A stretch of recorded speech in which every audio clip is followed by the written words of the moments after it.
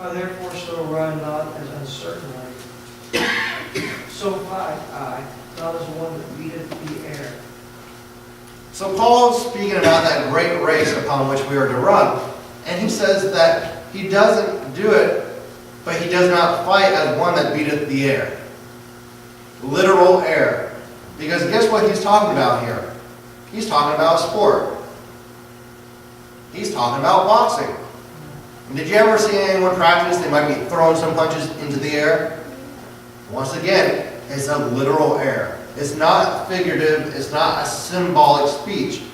But the air we're talking about is literally the prince and power of the air. The air that this man was beating here in 1 Corinthians 9, is the literal air, not as one that practices for boxing.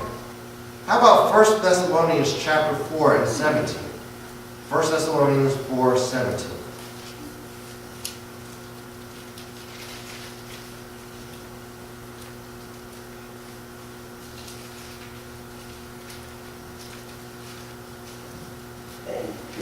Then we which are alive and remain shall be caught up together with them in the clouds, to meet the Lord in the air, and so shall we ever be with the Lord. What's this passage dealing with? Do you know? The rapture. So when Christ calls the church home, it's just symbolically that we're going to be raptured up, but still we're going to be down here on earth, right? What was that? When the rapture happens, it's just symbolic speech here, and we're just going to remain on the earth and go through. No, we're going into the literal air. So when we look at the devil as being the prince and the power of the air, and the Greek word used there is air, A-E-R, and that Greek word is used within all these passages here. It is the literal air. He is the prince and power of the literal air. If we want to go farther, he's the prince and power of the sky. The ozone layer, the atmosphere, whatever you want to call it, all that area there, he's the prince and the power of it. We find an example of this given in Daniel chapter 10. Daniel chapter 10, and someone would please read verses 12 through 14. Daniel 10, verses 12 through 14.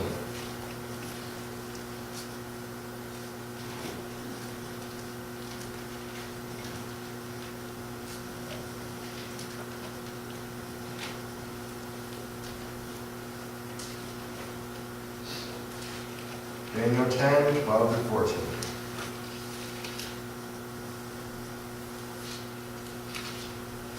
Then said he unto me, Fear not, Daniel, from the first day that thou didst set thy heart to understand and to chasten thyself before thy God, thy words were heard, and I have come for thy words.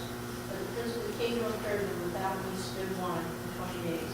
But lo, Michael, one of the chief princes, came to help me, and I remained there with the king of Persia. Now I have come to make thee understand what shall befall thy people in the latter days, for yet the vision is too many days. Do you know what Daniel's been doing here for 21 days?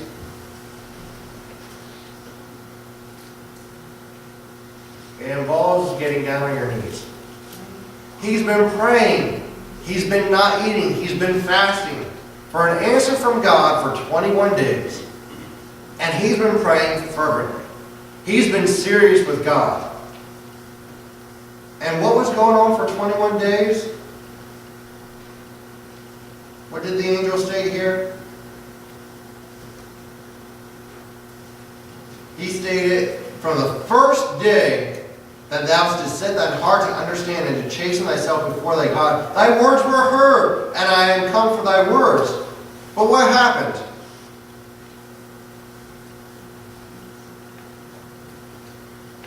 What was that, Sister Jan? The prince of Persia stood in his way. He contended with him, and he was fighting against him.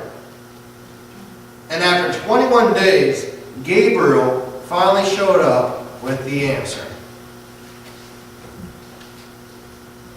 Where is heaven? We don't know, but we do know that it's not inside the earth. We know that God's throne is not sitting within our atmosphere. So it's farther out there. What's between the universe? What would be between heaven and earth then? Air! Air! And if air is between us, then what's in the air?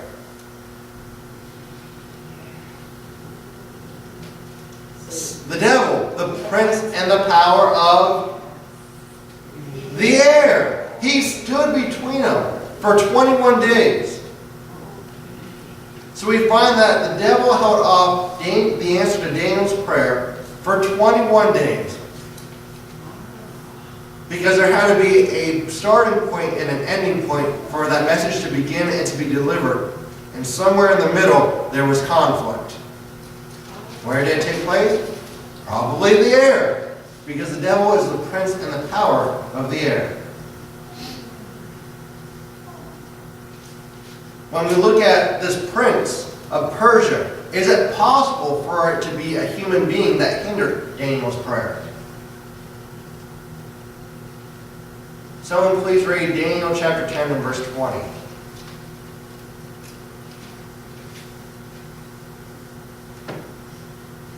Then said he, Knowest thou wherefore I come unto thee?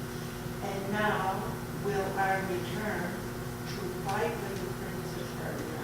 And when I am gone forth, lo, the prince of Rishya. Rishia shall come. So we see here that there are demons set up for kingdoms, it appears. But Michael was not contending with a human. He was wrestling with either a demon or the devil himself. He was contesting with somebody. In fact, it was somebody stronger than a human being, because why? Guess what Gabriel's going to do? He's going back to fight too. It takes two angels to battle this one prince of Persia. So it can't be a human being. It's too strong.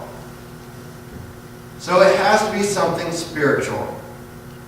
Therefore, it is either a demon or the devil himself. Paul supports the fact that the devil is the prince of the air by stating Ephesians chapter 6 and verse 12. Ephesians 6 and 12.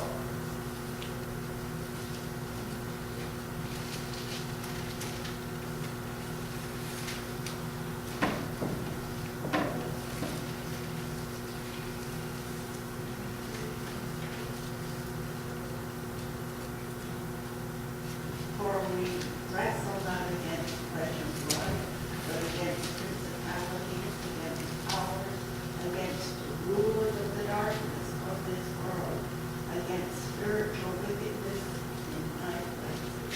In high places. The enemy is out to take us. And he rules in the air. He is the prince of the air.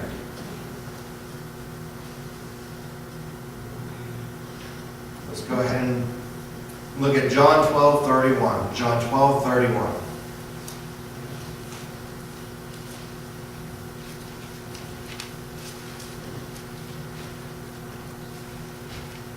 Now is the judgment of this world. Now shall the prince of the world be cast out.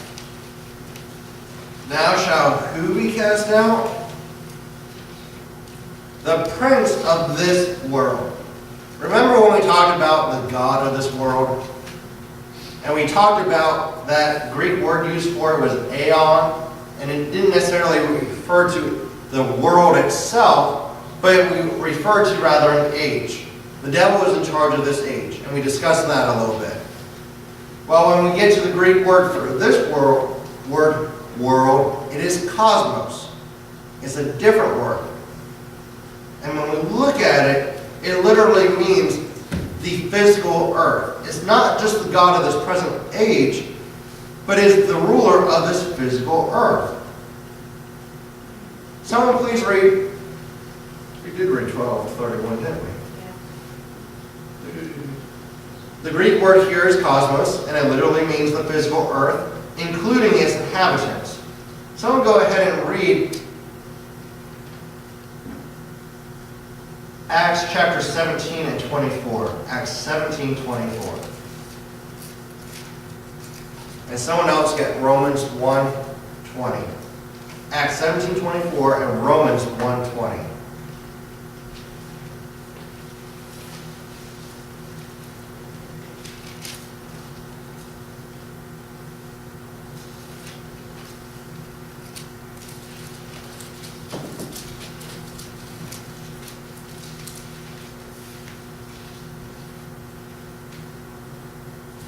Does anybody have Acts 17:24?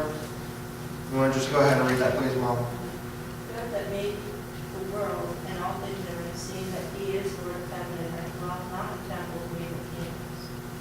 God that made the world, cosmos, and all things therein, referring to this age or physical earth? He's referring to this physical earth. God made the trees, he made the plants, and everything in it.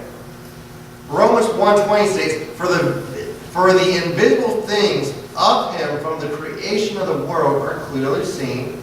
The world, cosmos, are clearly seen, being understood by the things that are made, even his eternal power and Godhead, so that they are without excuse.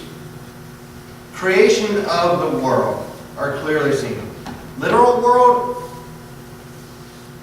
are symbolic of this age. Literal world. He's talking about creation. He's talking about the fact that people are not without excuse because nature itself declares that there is a God.